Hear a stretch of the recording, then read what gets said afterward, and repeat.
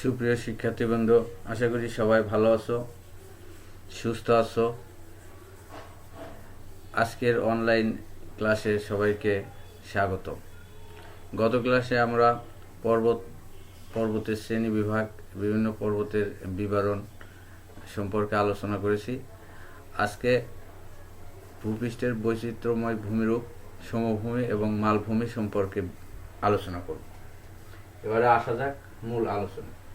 সমভূমি, আমরা পূর্বেই বলেছিলাম ভূমিরূপকে প্রধানত তিনটি ভাগে ভাগ করা যায়: একটি পর্বত, একটি সমভূমি, একটি মালভূমি। আগের ক্লাসে আমরা পর্বত সম্পর্কে পর্যালোচনা করেছি। এবার আলোচনার বিষয়বস্তু হচ্ছে সমভূমি। তাহলে জেনে নেওয়া যাক সমভূমি কাকে বলে। ভূপৃষ্ঠের প্রশস্ত বিস্তীর্ণ সমতল ভূভাগকে সমভূমি বলা হয়। এখানে সংজ্ঞায় বোঝা যাচ্ছে যে ভূপৃষ্ঠে বিস্তীর্ণ প্রশস্ত ভূভাগ, এটাই হচ্ছে মূলত সমভূমি। এখন সমভূমি একেবারে সমান পৃষ্ঠ হবে এরকম নাও হতে পারে। সমভূমির ভিতরে ক্ষুদ্র ছোট ছোট ঢিবি, গ্যায়ট এগুলো থাকতে পারে। আচ্ছা, যাই হোক, পৃথিবীর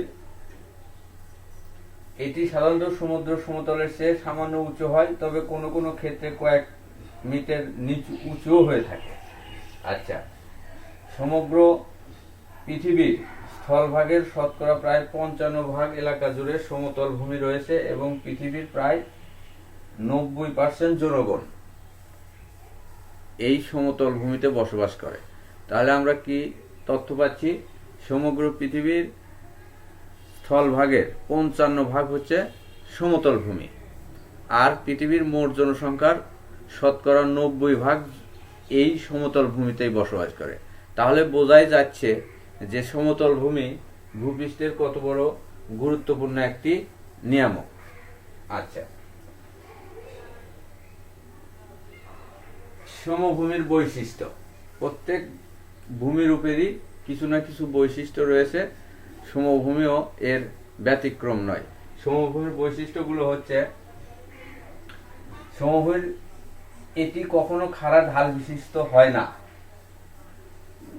সমভূমি কখনো খাড়া ঢাল বিশিষ্ট হবে না, এটা হচ্ছে সমভূমির প্রধান বৈশিষ্ট্য। খাড়া ঢাল বিশিষ্ট যখন হবে তখন সেটা পাহাড় বা পর্বত হয়ে যাবে। তারপরের বৈশিষ্ট্য হচ্ছে যে কোন কোন সমভূমি মহাদেশের সীমান্তে মহাসাগরের তীরে অবস্থিত, আবার কোন কোন সমভূমি মহাদেশীয় ভূভাগের একেবারে অভ্যন্তরে অবস্থিত। তাহলে অবস্থানগত বৈশিষ্ট্য রয়েছে। কোন কোন সমভূমি সাগর মহাসাগরের তীরে অবস্থিত, আবার কোন কোন সমভূমি মহাদেশীয় ভূভাগের অভ্যন্তরে অবস্থিত। এই ক্ষেত্রে উদাহরণ হিসেবে আমরা বলতে পারি যে গাঙ্গেয় সমভূমি, এটা মহাসাগরের তীরে অবস্থিত, এবং তুর্কিস্তানের সমভূমি মহাদেশের অভ্যন্তরে অবস্থিত। এবারে আসা যাক সমভূমির শ্রেণী বিভাগ। সমভূমিকে প্রধানত তিনটি ভাগে ভাগ করা যায়: একটা সঞ্চয়জাত সমভূমি, একটা ক্ষয়জাত সমভূমি, আর একটা ভূ আন্দোলনের ফলে গঠিত সমভূমি।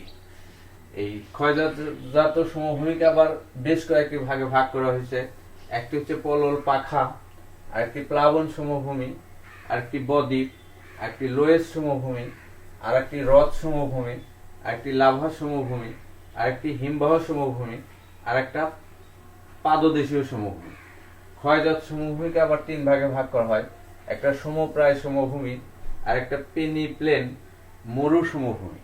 আর ভূ আন্দোলনের ফলে গঠিত সমভূমি হচ্ছে চার প্রকার: একটা উন্নত সমভূমি, অবনত সমভূমি, ভূগাঠনিক সমভূমি, উপকূলীয় সমভূমি। এবারে আসা যাক সঞ্চয়জাত সমভূমি।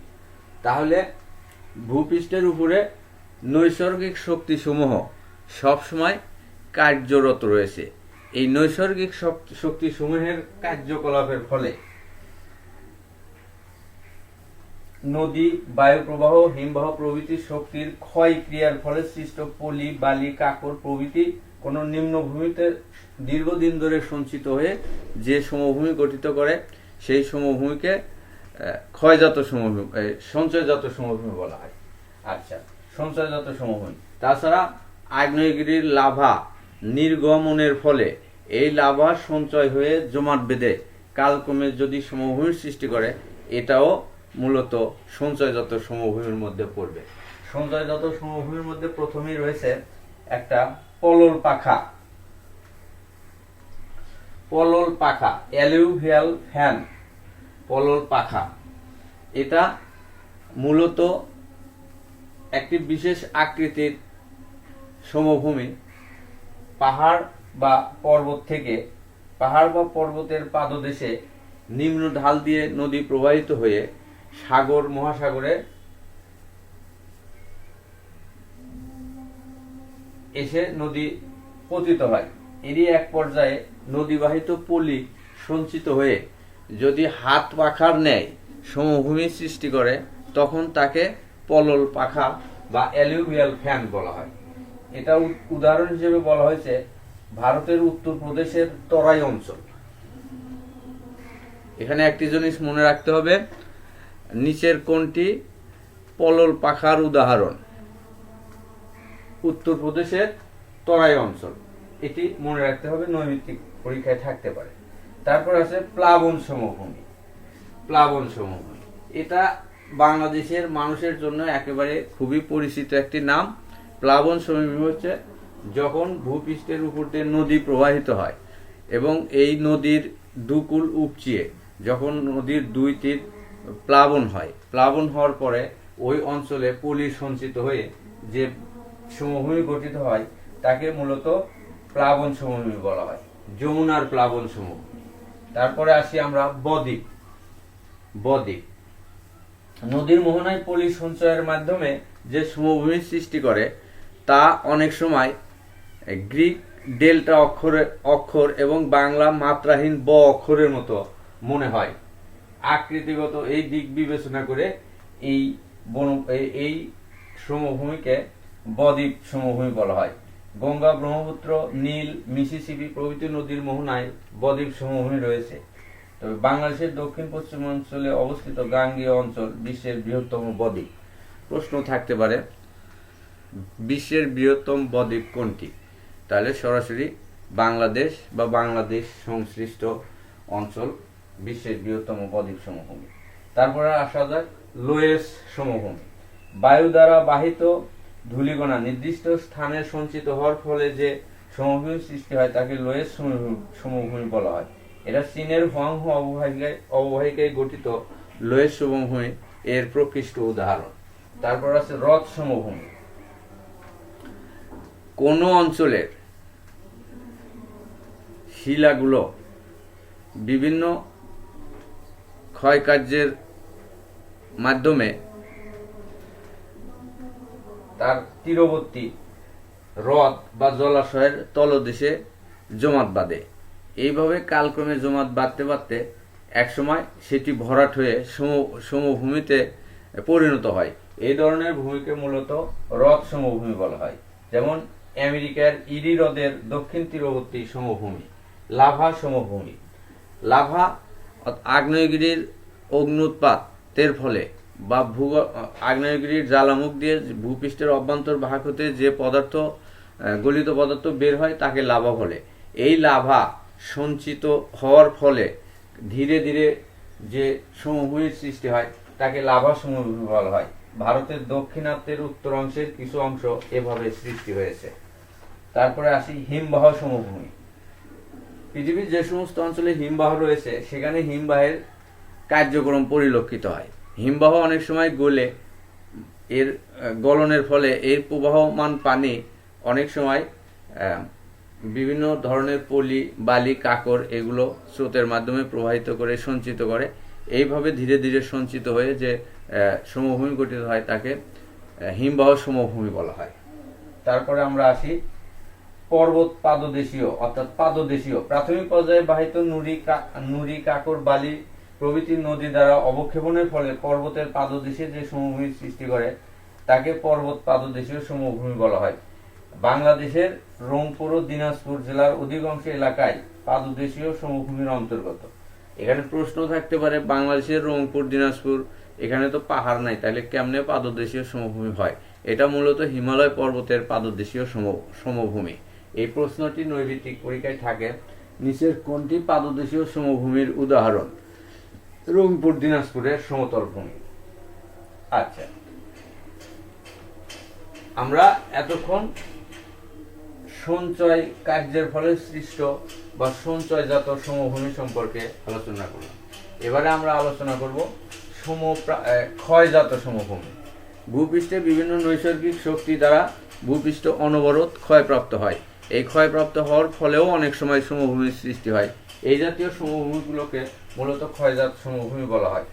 আচ্ছা, এখানে ক্ষয়জাত সমভূমির মধ্যে প্রথমেই রয়েছে সমপ্রায় সমভূমি।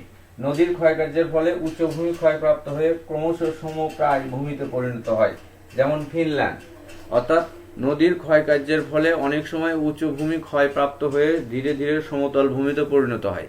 এই জাতীয় সমতল ভূমিকে সমপ্রায় সমভূমি বলা হয়, যেমন ফিনল্যান্ডের সমভূমি। তারপরে পেনিপ্লেন, শুষ্ক ও শুষ্ক প্রায় এলাকাগুলোতে যান্ত্রিক বিচূর্ণের ফলে পাহাড়ের ঢালগুলো ক্ষয়ীভূত হয়ে স্বাভাবিক ঢাল বিশিষ্ট যে ভূভাগ সৃষ্টি করে তাকে পেনিপ্লেন বলে, যেমন কানাডার আইল্যান্ড। এবার আসা যাক মরু সমভূমি। মরু সমভূমি মূলত মরু অঞ্চলে সংগঠিত সমভূমি।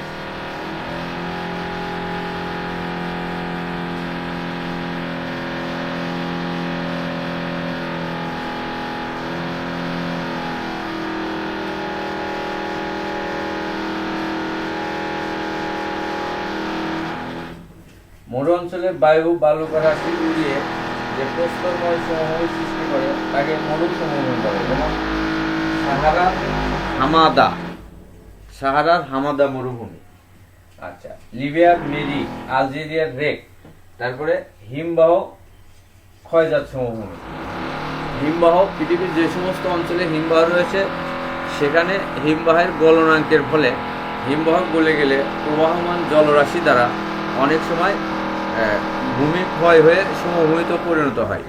এইরূপ সমভূমিকে মূলত হিমবাহ ক্ষয়জাত সমভূমি বলা হয়। এরপরে আসি ভূ আন্দোলনের ফলে গঠিত সমভূমি।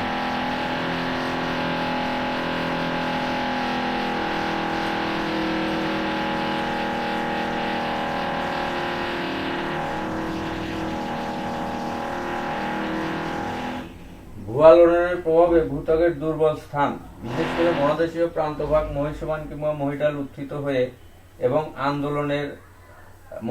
এবং মহাদেশের অভ্যন্তরে নিচু ভূমি উত্থিত হয়ে সমভূমি গঠন করে। এর মধ্যে রয়েছে উন্নত সমভূমি, অর্থাৎ যে সমস্ত সমতল ভূমি স্বাভাবিক ভূভাগ থেকে উঁচু হয়ে সৃষ্টি হয় সেগুলোকে মূলত উন্নত সমভূমি বলা হয়। ইউরেশিয়ার স্টেপ অঞ্চল অবতল সমভূমি। ভূমিকম্পের ফলে ভূপৃষ্ঠের কোনো উঁচু স্থান বসে গিয়ে যে সমভূমি সৃষ্টি করে সেটাকে বলা হয় অবনত।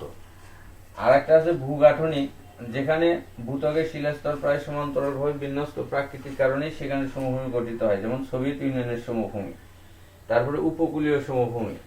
আচ্ছা, ভূগর্ভের উচ্চচাপের ফলে সৃষ্ট ভূ আলোড়নের প্রভাবে মহীসোপান বা মহীঢাল ধীরে ধীরে উত্থিত হয়ে সমুদ্রের উপকূলবর্তী এলাকায় সৈকত সমভূমির সৃষ্টি করে, যেমন ইউরোপ, আমেরিকা এবং এশিয়ার বৃহত্তম সৈকত সমভূমি বহুদূর পর্যন্ত বিস্তৃত। তাহলে আমরা সমভূমি কাকে বলে, সমভূমির শ্রেণীবিন্যাস সম্পর্কে আলোচনা করলাম। এখানে প্রত্যেক প্রকার সমভূমির যে উদাহরণের কথা বলা হলো সেগুলো মনে রাখতে হবে, কারণ এখান থেকে নৈর্ব্যক্তিক প্রশ্ন আসার সম্ভাবনা অনেক বেশি।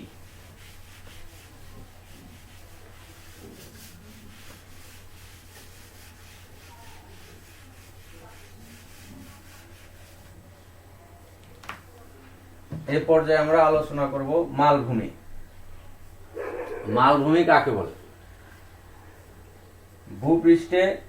ভূপৃষ্ঠ থেকে উঁচু বিস্তীর্ণ সমতল ভূমিকে মালভূমি বলে। এই ধরনের ভূমিরূপ স্থলভাগের প্রায় 3% এলাকা দখল করে আছে। এর উপরিভাগ প্রায় সমতল, বন্ধুর তরঙ্গায়িত অথবা নদী বা হিমবাহ দ্বারা বিচ্ছিন্ন হতে পারে। তাহলে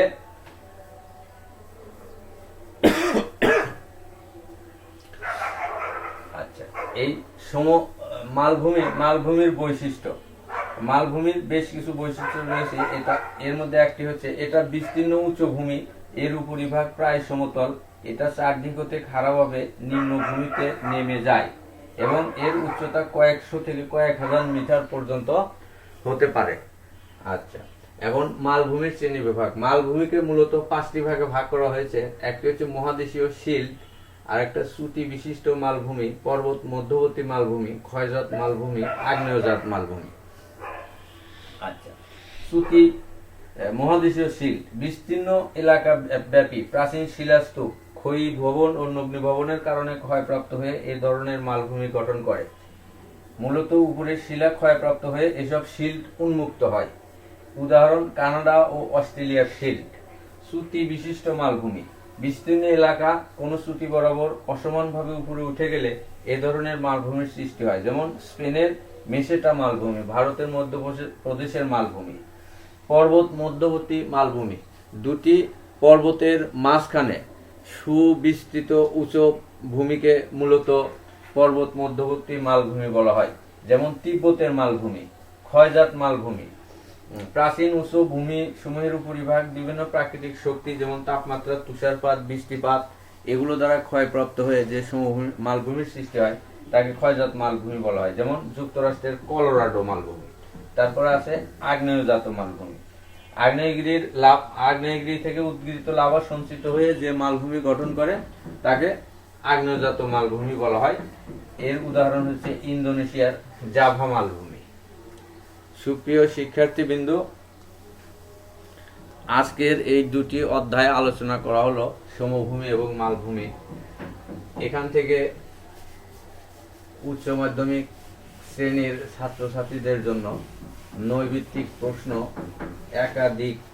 এক বা একাধিক নৈর্ভিত্তিক প্রশ্ন পরীক্ষায় আসতে পারে। আর রচনামূলক হিসেবে এখান থেকে যেটা আসতে পারে, সৃজনশীল যেটা আসতে পারে সেটা আমরা পরে আলোচনা করব। আজকে এখানেই আজকের ক্লাসের সমাপ্তি টানছি। আগামী দিন ইনশাল্লাহ আমরা বাংলাদেশের ভূপ্রাকৃতিক বিভাগ নিয়ে আলোচনা করব। ধন্যবাদ সবাইকে।